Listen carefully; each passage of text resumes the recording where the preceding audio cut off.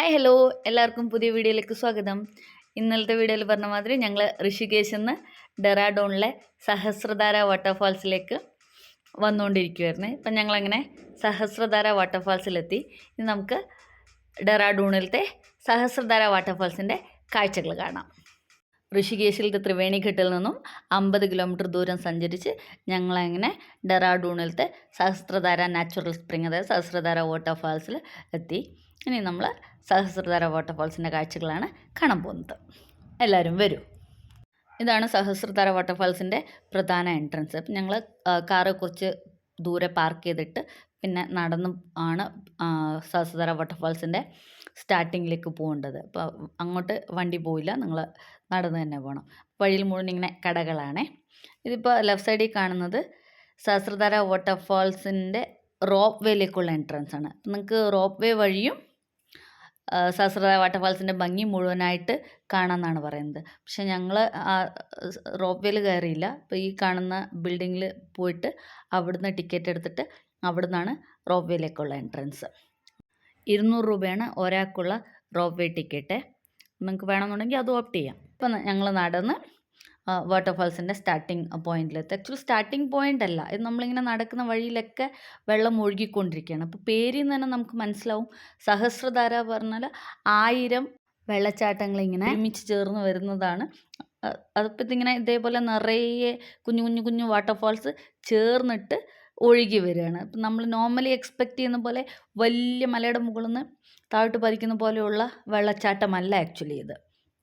കുഞ്ഞു ആയിരക്കണക്കിന് കുഞ്ഞു വാട്ടർഫാൾസ് ഒരുമിച്ച് ചേർന്ന് ഒഴുകുന്നതിൻ്റെ ഭംഗിയാണ് സഹസ്രധാര വാട്ടർഫാൾസിനുള്ളത്. ഇപ്പം നമ്മളിങ്ങനെ സൈഡിൽ കൂടെ നടന്നുകൊണ്ട് കാഴ്ചകളൊക്കെ ആസ്വദിക്കാം. വഴിയിൽ മുഴുവനായിട്ട് കടകളൊക്കെ ഉണ്ട്. പിന്നെ നമുക്ക് ഡ്രസ്സ് ചേഞ്ച് ചെയ്യണമെന്നുണ്ടെങ്കിൽ ഡ്രസ്സ് ചേഞ്ച് ചെയ്യാനുള്ള പ്രൊവിഷൻ ഉണ്ട്. പൈസ കൊടുക്കുകയാണെന്നുണ്ടെങ്കിൽ നമുക്ക് ഡ്രസ്സ് ചേഞ്ച് ചെയ്യാൻ വേണ്ടിയിട്ട് അവിടെ റൂംസ് അവൈലബിൾ ആണ്. നമ്മുടെ സാധനങ്ങളൊക്കെ സൂക്ഷിക്കാൻ വേണ്ടി ലോക്കേഴ്സും അവൈലബിൾ ആണ്. പക്ഷെ ഞങ്ങൾ അതൊന്നും ചെയ്തില്ല. ഞങ്ങൾ ജസ്റ്റ് വെള്ളത്തിൽ ഇറങ്ങി കുറച്ച് സമയം ഹനീനെ വെള്ളത്തിൽ കളിപ്പിച്ച് അത് കഴിഞ്ഞിട്ട് തിരിച്ചു പോരുക ചെയ്തത്. അപ്പോൾ കുറച്ചിങ്ങനെ ഒഴുക്കുണ്ട്, പക്ഷെ എന്നാലും അത്ര ഡേഞ്ചറസ് അല്ല. നമുക്ക് കുട്ടികളൊക്കെ കൊണ്ടുപോയാലും നന്നായിട്ട് എൻജോയ് ചെയ്യാൻ പറ്റുന്ന വിധത്തിലുള്ള ഒരു വെള്ളച്ചാട്ടമാണ് ഈ ഡെറാഡൂണിലത്തെ സഹസ്രധാര വാട്ടർഫാൾസ് എന്ന് പറയുന്നത്.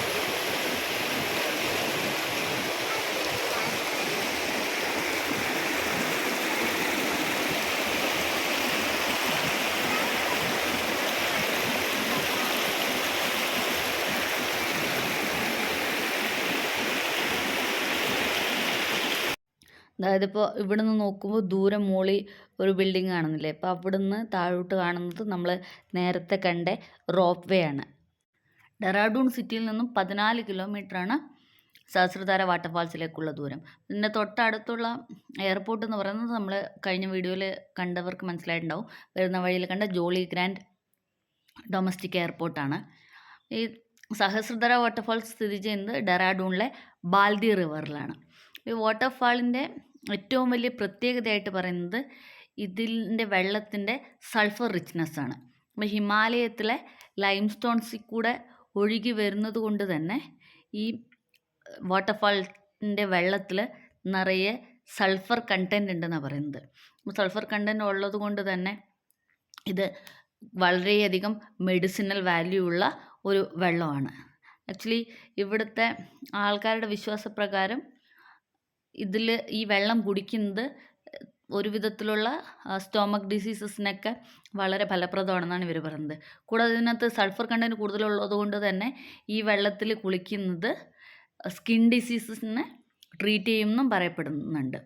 ഇപ്പോൾ ഈ കാണുന്നത് പോലത്തെ കുറേയധികം കുഞ്ഞു വാട്ടർഫാൾസിൻ്റെ ഒരു കളക്ഷനാണ് ആക്ച്വലി സഹസ്രധാര വാട്ടർഫാൾസ് എന്ന് പറയുന്നത്. ഹനി എന്തായാലും നല്ലോണം എൻജോയ് ചെയ്തു. അത്രയും വെള്ളത്തിൽ കളിക്കാൻ ഇഷ്ടമാണ്. അതിന് പറ്റിയ ഒരു ഇടമാണ് ആക്ച്വലി ഞങ്ങൾ വന്നത്. ഇപ്പോൾ കുട്ടികൾക്കൊക്കെ ബെസ്റ്റ് സ്യൂട്ടബിൾ ആയിട്ടുള്ള സ്ഥലമെന്നേ പറയാൻ പറ്റുള്ളൂ. കാരണം അങ്ങനത്തെ ഹൈറ്റും ഡെപ്തൊന്നും ഇല്ല, നമുക്ക് നല്ലോണം എൻജോയ് ചെയ്യാൻ പറ്റും. ഈ സഹസ്രധാര വാട്ടർഫാൾസിൻ്റെ മാക്സിമം ഹൈറ്റ് എന്ന് പറയുന്നത് 9 മീറ്റേഴ്സാണ് മാക്സിമം ഹൈറ്റിൽ നിന്നുള്ള വെള്ളം വരുന്നത്. അതിൽ കുറഞ്ഞതാണ് ബാക്കിയുള്ളതൊക്കെ. അപ്പോൾ നമുക്കത്രയും ഡേഞ്ചറസ് അല്ല, കുട്ടികൾക്കൊക്കെ നല്ലോണം എൻജോയ് ചെയ്യുകയും ചെയ്യാം. അപ്പോൾ എന്തായാലും ഞങ്ങൾ തറലി എൻജോയ് ചെയ്തു. അത് കഴിഞ്ഞ് കുറച്ച് ഫോട്ടോസൊക്കെ എടുത്ത് ഞങ്ങൾ തിരിച്ച് പോവാണ്. അപ്പോൾ ഇതാണ് ആ വാട്ടർഫാൾസിൻ്റെ താഴത്തെ ഒന്നുള്ള ഭംഗി. അപ്പോൾ അത്രയും തെളിഞ്ഞ വെള്ളമാണ്. നമ്മൾ നേരത്തെ വരുന്ന വഴിയിൽ ഒരു റെസ്റ്റോറൻറ്റിൻ്റെ ഓപ്പോസിറ്റ് ഒരു നദിയിൽ ഇറങ്ങിയില്ലേ, അതേപോലത്തെ തെളിഞ്ഞ് അത്രയും ക്ലിയറായ വെള്ളമാണ് ഈ വാട്ടർഫാളിൽ നിന്ന് വരുന്നത്. കണ്ടാമിനേഷനൊന്നും തീരെ ഇല്ല എന്ന് തന്നെ പറയാം. അപ്പോൾ എന്തായാലും ഞങ്ങൾ അവിടുന്ന് കുറച്ച് ഫോട്ടോസൊക്കെ എടുത്ത് തിരിച്ച് ഇറങ്ങുകയാണേ. ഇനിയിപ്പോൾ നമ്മൾ പോകുന്നത് ഈ സഹസ്രധാര വാട്ടർഫാൾസിൻ്റെ തന്നെ കണ്ടിന്യൂവേഷനായിട്ട് അതിൻ്റെ സൈഡിൽ ഒരു പുരാതന ദ്രോണാചാര്യരുടെ അമ്പലമുണ്ട്. അപ്പോൾ അവിടത്തേക്കാണ് ഞങ്ങൾ പോകുന്നത്. അപ്പോൾ തിരിച്ച് മസൂറിലേക്ക് പോകുന്ന വഴിക്കാണ് ദ്രോണാചാര്യരുടെ അമ്പലം. അതും കൂടി കണ്ടിട്ട് ആണ് ഞങ്ങൾ മസൂറിയിലേക്ക് പോകുന്നത്. അങ്ങനെ ഞങ്ങൾ തിരിച്ചു പോവാണ്. ഇതാണ് ഇപ്പോൾ ഞാൻ നേരത്തെ പറഞ്ഞ ലോക്കർ. ഇപ്പോൾ ഡ്രസ്സും നിങ്ങളുടെ ബാക്കി ബിലോങ്ങിങ്സൊക്കെ സൂക്ഷിച്ച് വെക്കണം എന്നുണ്ടെങ്കിൽ അങ്ങനെ സൂക്ഷിച്ച് വെക്കുക. 50 രൂപയാണ് ലോക്കറിൻ്റെ ചാർജ്. അപ്പോൾ ആക്ച്വലി ഞങ്ങൾ വന്ന സമയം അത്രയും സീസൺ അല്ലായിരുന്നു എന്നറിയില്ല. വലിയ തിരക്കൊന്നും ഉണ്ടായില്ല. തിരക്ക് ഇത്തിരി കുറവായിരുന്നു. രാവിലെ 11 മണി മുതൽ വൈകിട്ട് 3 മണി വരെയാണ് സഹസ്രധാര വാട്ടർഫാൾസ് വിസിറ്റ് ചെയ്യാൻ ബെസ്റ്റ് ടൈം എന്നാണ് പറയുന്നത്. ഞങ്ങൾ എത്തിയപ്പോഴത്തേക്കും ഒരു 10 മണി ഒക്കെ ആയിട്ടുണ്ടായിരുന്നു. പക്ഷേ എന്നാലും അത്രയും തിരക്കുണ്ടായില്ല. ഇപ്പം ഞങ്ങൾ അവിടെ നിന്ന് വന്നിട്ട് തിരിച്ച് മസൂറിയിലേക്ക് പോകുന്ന വഴിയാണേ. അപ്പോൾ അവിടെ വഴിയിലൊരു ദ്രോണ ഗുഹയുണ്ട്. അതിൻ്റെ കൂട്ടത്തിലൊരു ശിവമന്ദിരമുണ്ട്. അപ്പോൾ അത് കാണാൻ വേണ്ടിയിട്ടാണ് ഇനി പോകുന്നത്. ഇനി നമുക്ക് ദ്രോണ ഗുഹയിലത്തെയും അതിനോട് ബന്ധപ്പെട്ടിട്ടുള്ള ശിവൻ്റെ അമ്പലത്തിൻ്റെയും കാഴ്ചകൾ കാണാം. വരൂ. ഇവിടെ ഒരു ഗുഹേൻ്റെ ഉള്ളിൽ പാണ്ഡവരുടെയും കൗരവരുടെയും ഗുരുവായ ദ്രോണാചാര്യർ തപസ് ഇരുന്നിട്ടുണ്ടെന്നാണ് പറയപ്പെടുന്നത്. അതുകൊണ്ടാണ് ഈ സ്ഥലം ദ്രോണ കേവ് ശിവ ടെമ്പിൾ എന്നറിയപ്പെടുന്നത്. നമ്മൾ അവിടെ ചെല്ലുമ്പോൾ തന്നെ ഇടത് ഭാഗത്ത് ശിവൻ്റെ അമ്പലം, അവിടെ മുമ്പോട്ട് നടക്കുമ്പോൾ ഒരു ദ്രോണാചാര്യരുടെ പ്രതിമ നമുക്ക് കാണാം. അതിൻ്റെ മുകളിലേക്ക് കയറി പോകാൻ വേണ്ടി സ്റ്റെപ്സ് ഉണ്ട്. അവിടെയാണ് ദ്രോണാചാര്യർ തപസ്സിരുന്ന ഗുഹ എന്ന് പറയപ്പെടുന്നത്. പക്ഷെ ഞങ്ങൾ അവിടെ പോയില്ല. അതിൻ്റെ താഴെ തന്നെ നമുക്ക് നിറയെ കൺകുളിർക്ക് കാണാൻ വേണ്ടിയിട്ട് കാഴ്ചകളുണ്ടായിരുന്നു. അപ്പം നിങ്ങൾക്ക് കണ്ടാൽ മനസ്സിലാവും. ഇതിങ്ങനെ മഴ മാതിരി മുകളിലത്തെ ഗുഹയിൽ നിന്ന് കുഞ്ഞു കുഞ്ഞു വെള്ളത്തുള്ളികൾ ഇങ്ങനെ താഴോട്ട് പതിച്ചുകൊണ്ടിരിക്കുകയാണ്. അപ്പോൾ ഇതും നേരത്തെ സഹസ്രധാരയുടെ ഭാഗം തന്നെയാണ്. അപ്പോൾ ഇതിലും നിറയെ സൾഫർ കണ്ടൻറ്റ് ഉണ്ട്. സ്കിൻ ഡിസീസൊക്കെ ക്യൂർ ചെയ്യും. സ്റ്റൊമക്ക് ഡിസീസിനൊക്കെ ബെസ്റ്റാണെന്നാണ് ഇവിടുത്തെ ലോക്കൽസ് പറയുന്നത്.